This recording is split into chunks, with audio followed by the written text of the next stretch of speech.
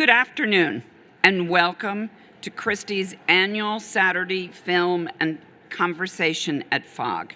Before I say anything more, I would really like to thank, and I see Stanley here, I see Douglas Durkin here, I saw Susan somewhere, and Sarah McNeely.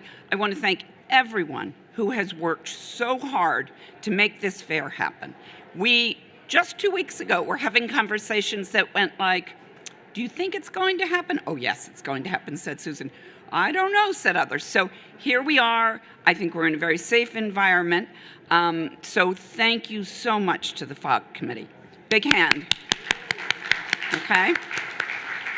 Second, I was just informed that I said, so how does this look compared to other programs? And believe me, Susan did an amazing job at programming. But guess what? We are running neck and neck with NFTs. I don't know what Mildred's going to have to say about that and NFTs, but thank you all for coming. Before I introduce our program, I want to thank our supporting sponsor, Wovo. And here are Alexa Smith and Andrew Barron. Those who do not yet recognize the name Wovo will remember our wonderful friends at ShipArt. Well, ShipArt is now under the wing of Wovo. They have new t-shirts, and Alexa and Andrew, who are co-sponsors with us, are more than happy to tell you about all the services. I know you have many shippers, great shippers that you use in the Bay Area, but thank you very much to Wovo. We are really excited about our program this year. It's a celebration of the work of Bay Area artist, and I took out the word Oakland, Bay Area artist, Mildred Howard. We will begin the program with Pam Uzel's brilliant documentary, Welcome to the Neighborhood. Just a personal note, I've watched it many times, Mildred. Sometimes I watch the first half and it stops streaming, so I have to start it again. So I've watched the first half more than the second. But I said to Mildred, and I've said it to a large group, this is what I feel, those of us who have children who go back to school, and there's always a must-read for the entire school. I personally, Pam, feel this film is a must-watch for everybody. It's about activism, it's about participation, it's a life lesson. There's so many great little moments in this film.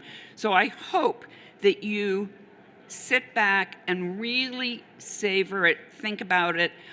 It's available online, so go back and watch it again. Encourage your children to watch it. Encourage your families to watch it. It's just, and I see Laurie Fogarty nodding, it's such an important, it's so current. So thank you, Pam, for your brilliant work, and thank you for sharing it with us. From the film, and we're keeping a tight schedule today, the panelists, without any introduction, will walk up quietly, quickly take their seats. The panelists are led by Paul, I see you nodding right over there, Paul Henderson, and I'm going to give you a few sound bites that each of the panelists have given me, so I'm sorry, but I'm actually going to read them because I don't want to miss the tone. Paul is a native San Franciscan who serves as Executive Director of Police, and most important word, accountability. He's an avid advocate of social justice, a nationally recognized speaker, and, to use the word avid again, an avid art collector. I can promise you that Paul and I both are negative, which is why we have our masks on, because we sat in the wind tunnel over there just an hour ago and took our tests as their tests were blowing all around. Mildred Howard, who needs no introduction, is a visual artist living and working in the San Francisco Bay Area. And thank you, Mildred, so much. Pamela Uzel, who I spoke about before, is a documentary filmmaker. She also hosts the podcast Art Heals All Wounds, which, again, is a must listen. Last but not least is a good friend, probably one of the very first people I met in our business in San Francisco, Laurie, many years ago. Laurie has served for the past 15 years as director and CEO of the Oakland Museum of California, even a new name since the first start. A multidisciplinary museum focused on the art history and natural sciences of California, and known as the Museum of the People for its work in centering, a word I love, centering community in all aspects of its programming operation. inspiration for this program today is from my colleagues, Richard Lloyd, who is right here, who is the International Director of Christie's Print Department, and my San Francisco colleague, Laura Nagel, who is right there, sorry, who curated the very excellent exhibition currently on view at our gallery, our new gallery space at 49 Geary Street. So we're above Jeffrey Frankel, we're next to Cheryl Haynes. We're open Monday to Friday, 10 to 5. In this sort of COVID situation, try and call first just to make sure every once in a while we have a little bit of staffing issue.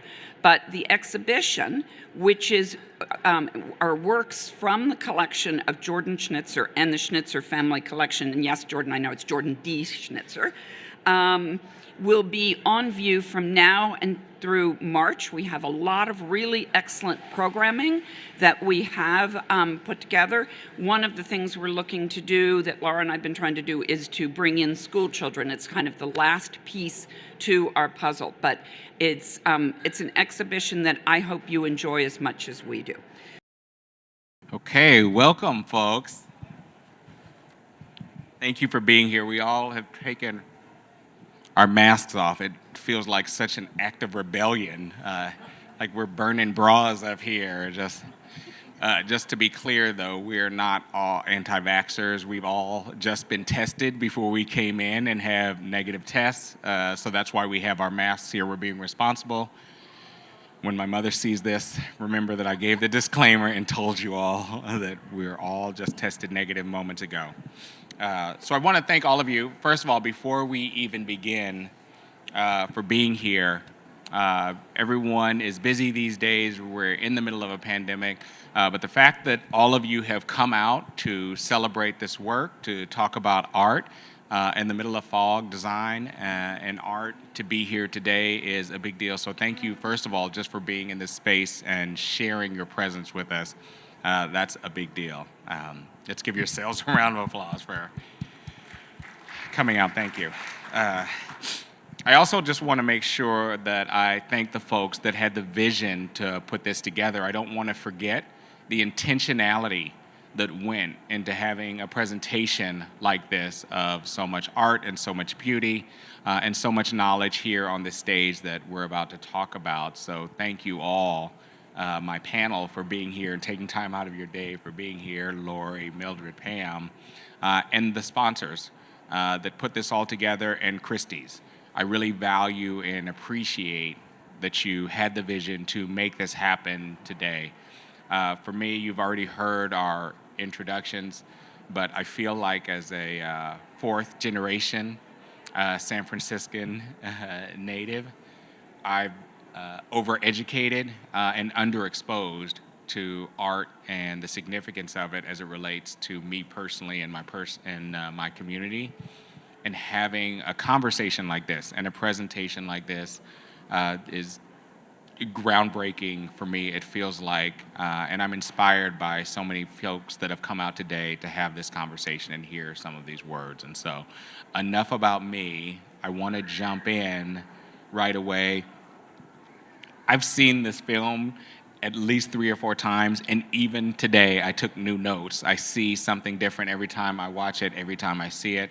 And I'm going to start off with the filmmaker, Pam, just because I want to hear a little bit from you on why you made this film in particular.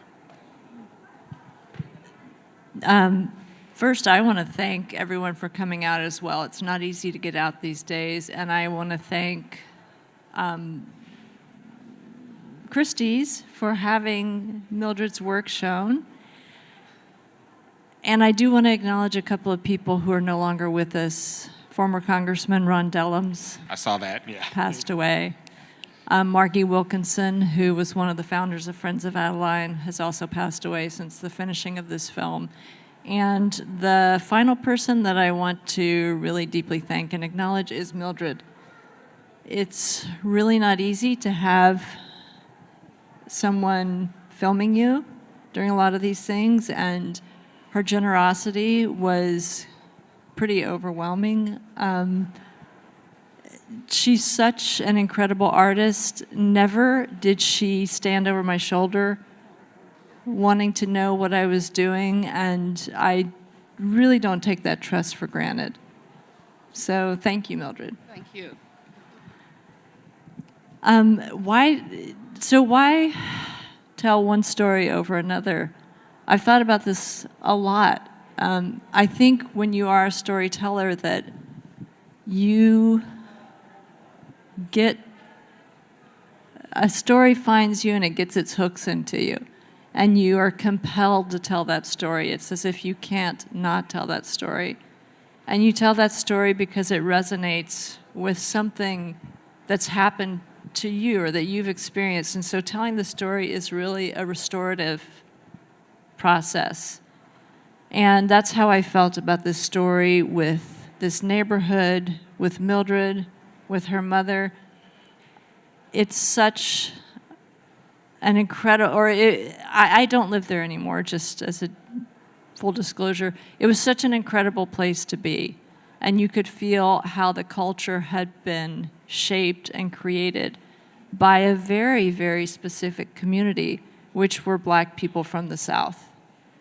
And it was such a place to feel accepted and that you belonged. And watching it change, there was a real sense of loss. And for me, that hit me on a very deep level. And then I met Mildred, and who she was as a person, as an artist, what she meant to the city, who her mother was. I couldn't really believe that her mother was not a household name. It was certainly not a story I had ever heard as a relative newcomer to that neighborhood. And so I just felt like these are people that have to be recognized for their role in creating this place. I feel like that's the best lead up that we could have to introduce live and in person our star today, Mildred Howard. Let me just say, I feel like such a fan. This is like how other people may just meet Beyonce, but to be and see, this is my Beyonce. I'm just so excited to see, I've seen so much of her work. I know so much about her. To see a film about her and then be sitting right here on stage is like just such a joy and a treat. And I can only imagine the same excitement that you guys are all having. And even if you're not, it's echoed through me anyway. I'm so excited to be here. And I will just say as introduction to Mildred and her work, I know you all have seen it, and I did lots of deep dive researching just to be up here so I didn't sound silly, like I know what I'm talking about of her work, and looking at her work that was a connection between people and places and the borders that exist with her work that I believe, or this is my own little twist to it, the borders aren't always real. Sometimes those borders are perceived. And when we're talking about issues of race and class and gentrification and art and gender and race, all of those things go into the work from my perspective.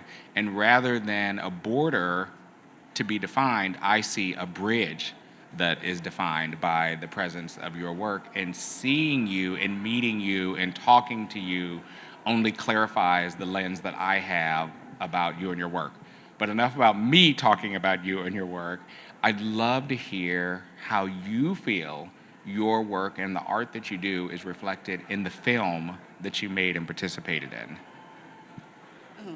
Oh, that's a big question. How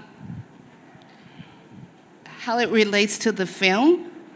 How your sense was magnified or presented. Well, the film is a part of who I am. And my parents were such a big inspiration in making me who I am.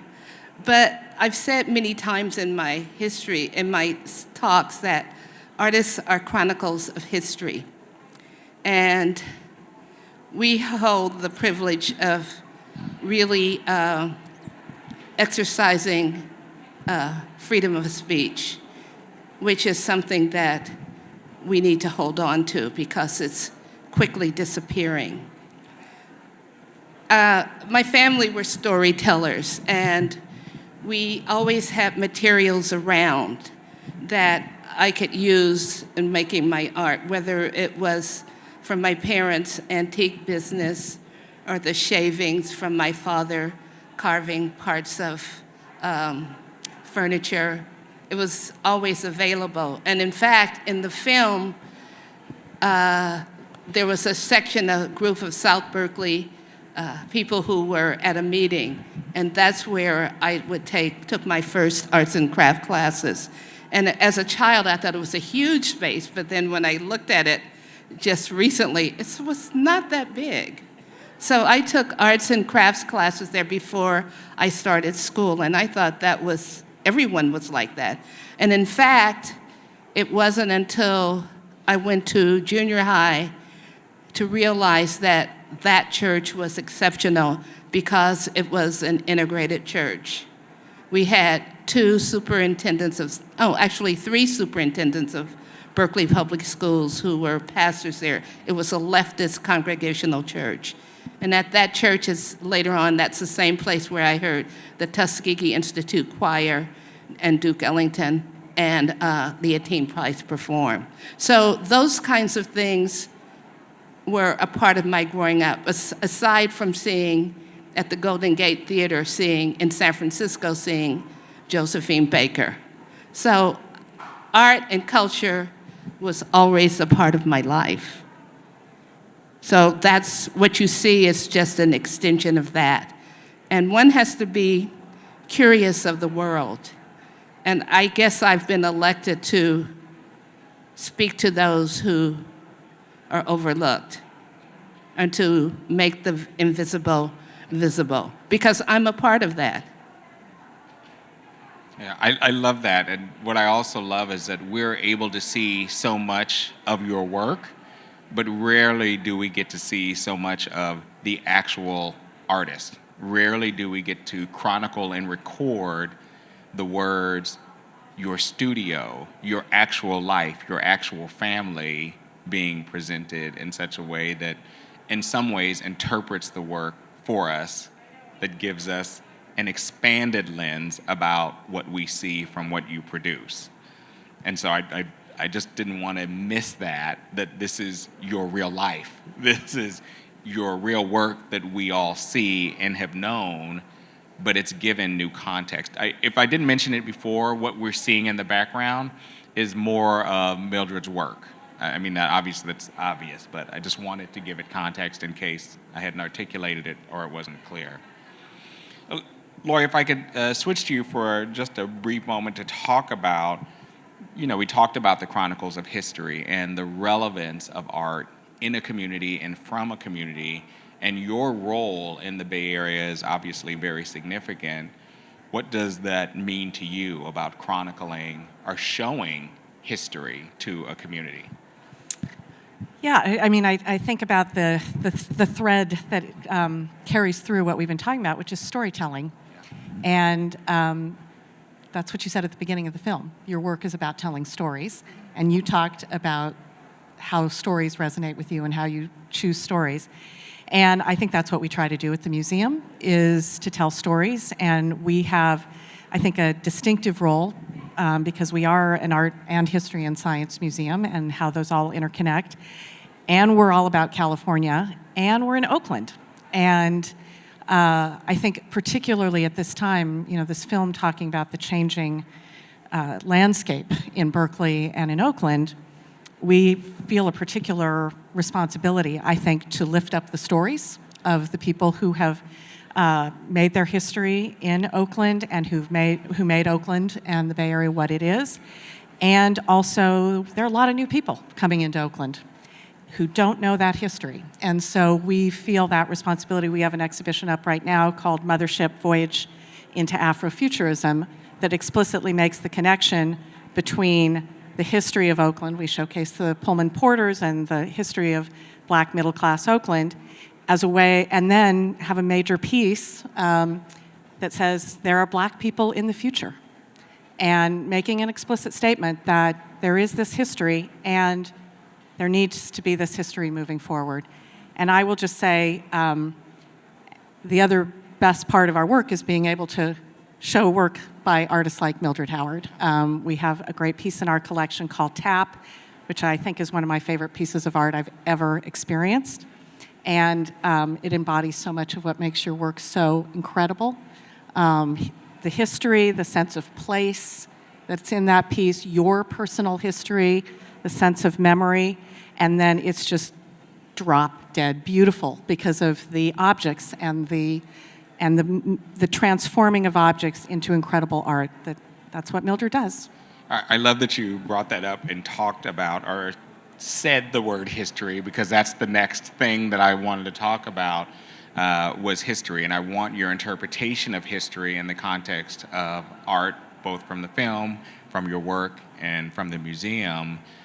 Here's what I saw just in talking about history from the film that we just saw was I saw a lot of themes about gentrification, about segregation, and pushing folks out, the erasure of presence related both to individuals and art. And those of you that are from here know that in the Bay Area, we have the highest recorded disparity, economic disparity, if you look at race, than anywhere else in the world.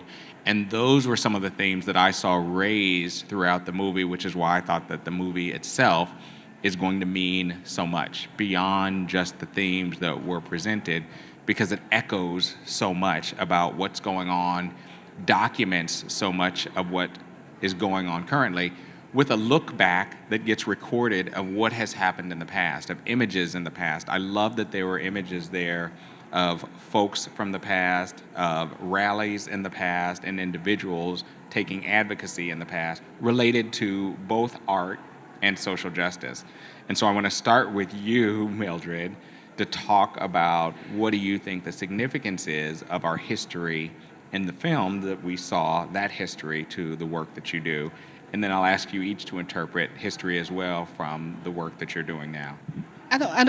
What is the question? Yeah, I know, that was complicated. That was a big, Yeah. long lead in into the significance of history in the film and in your work. I just want you to give a context of your interpretation of history.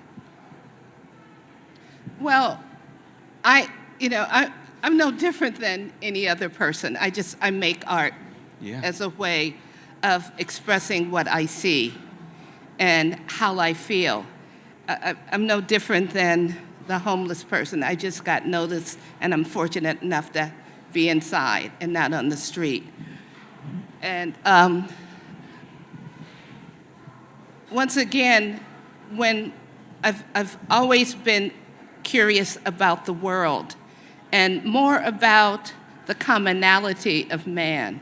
I mean, we have these artificial borders that are set up.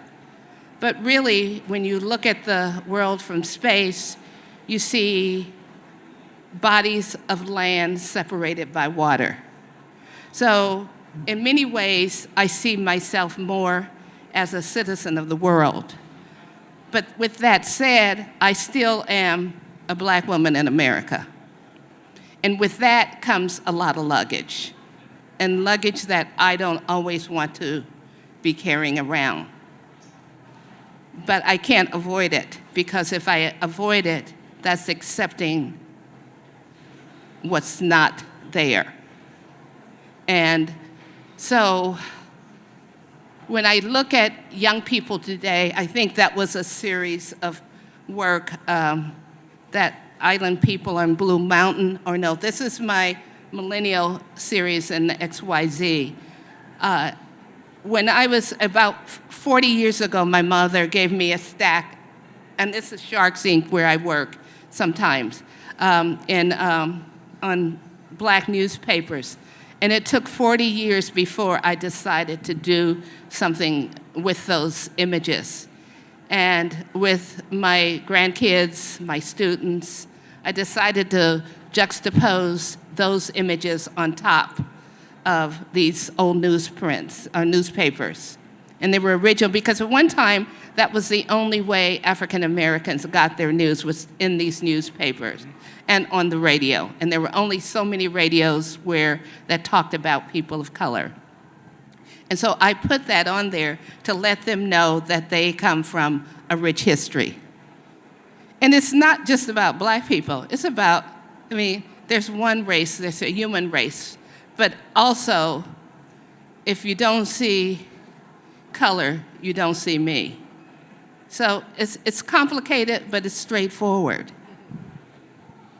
I love that you're bringing this up as like our modern conversation about critical race theory with the work that you reclaim from 40 years ago in those images and make recurrent as art that you're making today that goes back so far. Well, the whole hip-hop movement didn't just start with hip-hop or rap. Of course.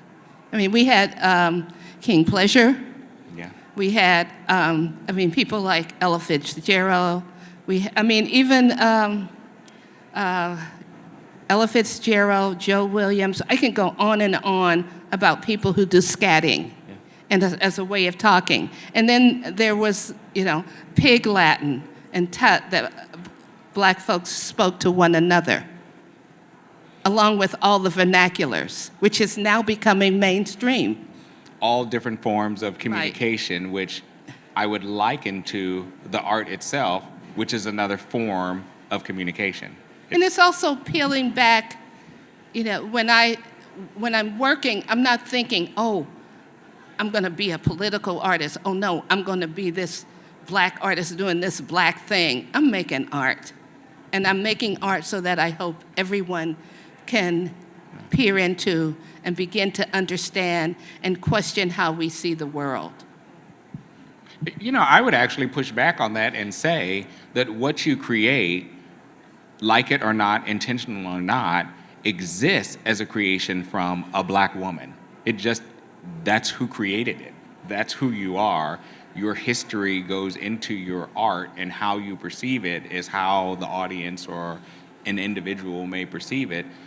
But it exists as an art thing. It exists as something that people perceive regardless of all of that. You know what I mean? I don't know how you can create something that is blind, that's in quotes, but... Well, this is my story. When people come to it, they'll bring their story. Yeah. The great Sun Ra said that, and that's showing at the Oakland Museum. They say that history repeats itself. They say, whoever they are, that history repeats itself. History is your story. Now, history is their story. Now, what's your story? Yes, her story. Yeah, I think it's, fundamentally, I don't think we can change the future unless we understand the past, right? And we have some serious reckoning to do around that, for sure. I think the power of work like Mildred's is, again, taking that history, the place, the objects, and then the art and the personal story that you bring. It's the historical context that you tap into, but then your own personal story, and that's what allows us to alter our views. That's, seeing a piece of Mildred's changes your world, changes your understanding. So there's the history that you can read and you can understand and you can look at artifacts and you can mine that, and then you see an art piece that also draws on that, and it's like, okay, you've just kind of blown my mind. And it was Pam's idea to weave my work into the whole total picture because I was surprised when I saw it.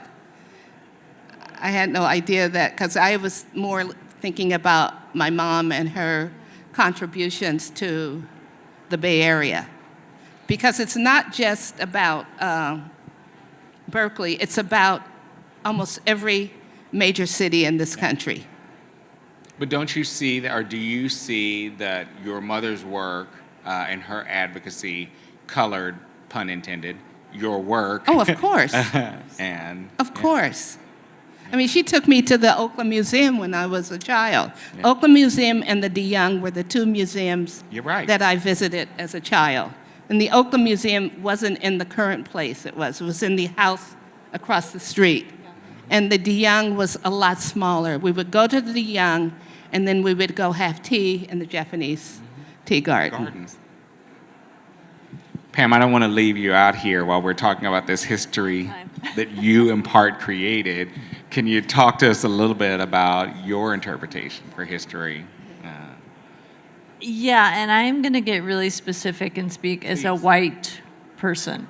Me too. Okay. saying, yeah. Okay. You could probably do better than me, but this is my opinion that white people in this country understand ourselves very, very little. And the world is a mysterious place to us, and it's because we don't learn history. We're taught something else, and when we take what we're taught in an academic setting and then we look at the world, there is a complete disconnect. And so I do feel that if white people refuse to look at history, then they're going, we're going to continue to be stumbling around in a fog, not understanding the reality of the world around us. And I do just keep going back to this idea of restorative, to learn a complete, rich, full history. It's interesting that it's such a frightening thing to so many people in this country who are white, because it's a very healing, restorative thing to undertake. Is that why you tell the stories that you tell? Well, yes. I mean, I grew up in a town in the South, and my generation was the first generation to go to a desegregated school. And no adult ever talked to me about that. And to be completely honest, it was a very frightening experience because of the tension, because of a simmering anger. And for the kids going through there, we actually made it through. I would say it was the adults around us who sort of really couldn't wrap their heads around this new system. And because no one ever taught me actual history, Yep. the world was a baffling place to me. So I think it's interesting now that your film captures that same process of desegregation that's happening as a default from the gentrification that's happening all around us. well, that's why it's actually a terrifying moment for me, because I've seen how incredibly harmful that system is. Yeah. I want to make sure I take the opportunity. I want those of you that get to see all of these all-stars here on stage an opportunity to ask some questions as well. And so if you have questions, if you can raise your hand, and we have folks with the microphone to come around to answer some of your questions as well. Where is the arch in Hunters Point? She said she'd love to see it. It's at the Hunters Point Shipyard. If you go out 3rd Street to Evans and make a left turn, go all the way out and curve around, go up to that new development, and just get out your car and just walk maybe a half a block, you can see it. It's And the that Corporation. piece was really done for the people in Hunters Point and for the people who live around there, because I think that there's so much of wealth that comes out of that community. And it's for those who walk through, because we are the real art. I think I mentioned this to you, Mildred. I have a picture of myself and my mother at that frame. I didn't even know it was Mildred's work. My mother grew up a block away from where that frame sits and exists, and just came back into the Bayview and bought one of the new condos there in Lennar. And she thought the frame was so phenomenal. Again, we didn't even know it was your work, and we took a picture of it because it reminded her of looking back into the views, looking back onto the water, looking back into the neighborhood where she grew up, but seeing it different on the other side and coming back into the neighborhood exactly as I presume you intended by having it there. A super powerful piece. I would encourage everyone to go there. If you've ever been to any of the open studios that are out there in the Bayview, it sits above the open studios so you can see the piece if you're there going into the open studios to look at other art as well. I just have to say, I made the work, but it belongs to the people. Oh, we took Of it. the city. We Right. receive it. We receive it. I just want to just make made sure it. everybody else knows it's there and doesn't miss the significance of it. A very powerful piece. More questions? More questions?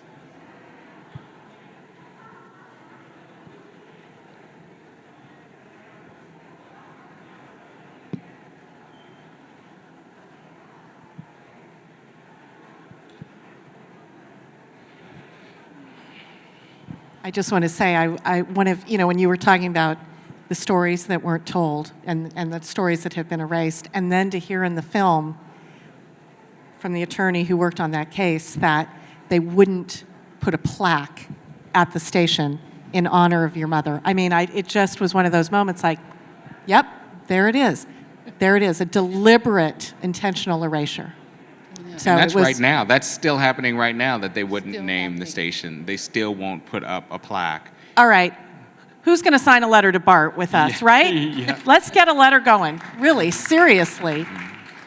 You know. Yeah, that was a pretty powerful connection there. I actually, Yeah. if people are serious about getting that station renamed, the Berkeley City Council approved that renaming. Unfortunately, it's not their call to make. So what could happen that would enable them to rename it would be renaming a section of the street or the entire street. Yeah. Mabel Howard Boulevard as opposed to Ashby Avenue, in which case BART, under its rules, could change the name to the Mabel Howard Let's do Station. it. Let's do it. Yeah. Well, the problem is they say that Ashby is actually Highway 13, Yes, correct. So it's state. but oh well. It's a state designation. Yeah. Right, We- because we Highway are the- 13 we is are such the a San- nice name, Are right? the San Francisco Bay Area? Yeah. Welcome. Let's take one of these questions. Okay. You actually went to the part of the question I was going to ask, which was, in some ways, I had never heard of Mama Howard, and your film, as Mildred said, her contributions have been erased from history, and here you have recreated or restored this for us to experience. You. I want to know, what was that moment where you learned about Mama Howard? What ignited this story? And I also just want to say as well that I'm amazed that you were able to take this multiplicity of stories, 3 generations, and create something so beautifully cinematic and inspirational for us, while also uncovering and reminding us about, economic injustice and social injustice and kind of the place we are at today. So, but I am curious about that moment that ignited the story for you. Well, thank you. It was a very specific moment, and I was also I had heard of Mildred and her work, and I had not met her. I didn't know what she looked like, and I thought of her as sitting up on this throne, maybe dressed in robes because of her reputation. Me too. Yes. And we were out. I was taking a neighborhood walk, and I found myself walking next to this really nice person, and we had the same frustrations about the neighborhood. We had the same concerns, and then we introduced ourselves. I was like, "Oh, this is Mildred Howard." And then we happened to be looking at BART, and she said, "My mother is the reason that BART is underground." And she told me a brief version of the story. And I thought, how does everyone in Berkeley and beyond not know about this? So that was it. That's where I just thought, this is an incredible story. And I can't believe I didn't know. And I can't believe that it's not just commonly known. The thing is, it's not like a black or white or Asian or Latino story. It's the story of the United States. It's our shared history. And just recently, I've been able to trace my family back to the first African that landed on this continent. And with that came this whole journey of unveiling. I mean, that's the way I look, and maybe Lou looks the way he looks. Lou's a photographer, a fabulous photographer back there, Lou Watts. But we all have these various shades because we're all mixed. And through that journey, I realized that we're all connected. We're not going nowhere. I mean, once I leave this earth as a person, someone else will be here. So we might as well try to figure this mess out and get it straight. And, you know, we have to fight for what we want. And we have to continuously speak out. And if anything, that's what my parents told me. You know, I would say too. Do we have other questions? Or I would Actually, say it's on too- the same okay. line of that question. Perfect. What did Mama Howard think of watching you grow up into be an acclaimed artist? What was that like for? What was it? What? Do you want to say it again? Curious what your mother thought about you becoming an artist. Her take on that. What your mother thought about you becoming an artist? Well, I think she was really proud of me, but she passed away in 1994. So although I had been practicing work for maybe 25 years by then, or 20 years, I still hadn't gotten this kind of somewhat recognition. And if you weren't already impressed with her, Mildred was her 10th child Yeah, and youngest. So right. that's some serious strength. Yeah. She had 10 children and she never missed the Berkeley City Council meeting. That's just something for us all to Well, think she about. made us all. You all had to go, Yeah. which is why you're all Yeah. so engaged. Yeah. Yes. You know, we had to leaflet the community. We participated in all the movements. So, It was her own village. yes. Her own village. Yeah, even as a child, I would go. Harry Bridges, who was the founder of the ILWU, had an office on Golden Gate Street in San Francisco, and I would go sit in there in the office with my parents while my parents would talk to Harry Bridges about various things. And you think it's normal that everyone's doing this, or everyone's going to a church that's fully integrated, and then you get to junior high and you're thinking, well, what did I miss? You know, how come I didn't know that? But I think people see that, they see a film like this, Yeah. and they ask that same question. We're re-exposed through art. We're re-exposed through narratives. We're re-exposed through conversations that shift and change our understanding, not just of who we are, but of what we've seen and what we haven't seen. I mean, Yeah. that's my sense of what you're saying and how I receive it. Right. I just want to add one more detail, just to show the contribution from both Mildred and her mother. Getting people to be interviewed for this film was a piece of cake. Everybody wanted to talk about Mama Howard, and in fact, one of the women in the film, Roberta Brooks, used to work for Ron Dellums, and I said, oh, I'd really like to interview him. And she said, well, I'll give you his email, but he'll say no. He never does interviews. And I emailed and I said, I'm making a film about Mabel Howard, Mama Howard, and he said, yes, I will absolutely do that interview. So that's the legacy that Mama Howard left, but Berkeley also had a Mildred Howard Day. You know, it just And I can't hope be everybody went overstated. and bought a piece of Mildred Howard's work on that day, because that's what should have happened on that. Well, it should have happened. I Yeah. don't know if it did, but it just can't be understated what their family has contributed to Berkeley and beyond, but truly that city. All right. Well, I want to thank everybody for being here today. I do want to, before I release you all and let you go, to remind you all that you are all advocates, that we are all working, And I wanna say- and there are things that can be done. To me, the thing that you said, Mildred, is that we have to fight for what we want, and we can't fight for what we don't know. And the knowledge that you leave this room with today and the introduction to these very talented people should inform what you do. I hope you all take a picture with Mildred. I hope you all see some of her work and post it on your social media to talk to your friends, peers, families. We can't expect others to value things that we don't value and communicate for ourselves. And so the takeaway from all of this is the exposure that you've all had, and hopefully it informs you when you leave from here. And I want to leave the final words to Mildred to close us out and share with us.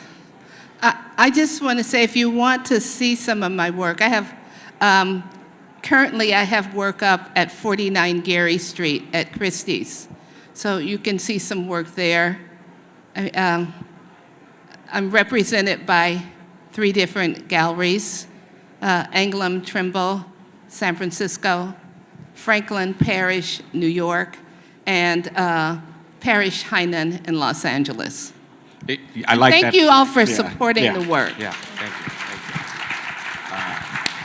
Please support the work. Also, if you want to see the film again and find it, it's at welcometotheneighborhood.com. No, welcome to the neighborhoodfilm.com. Welcome to theneighborhoodfilm.com. Oakland Museum.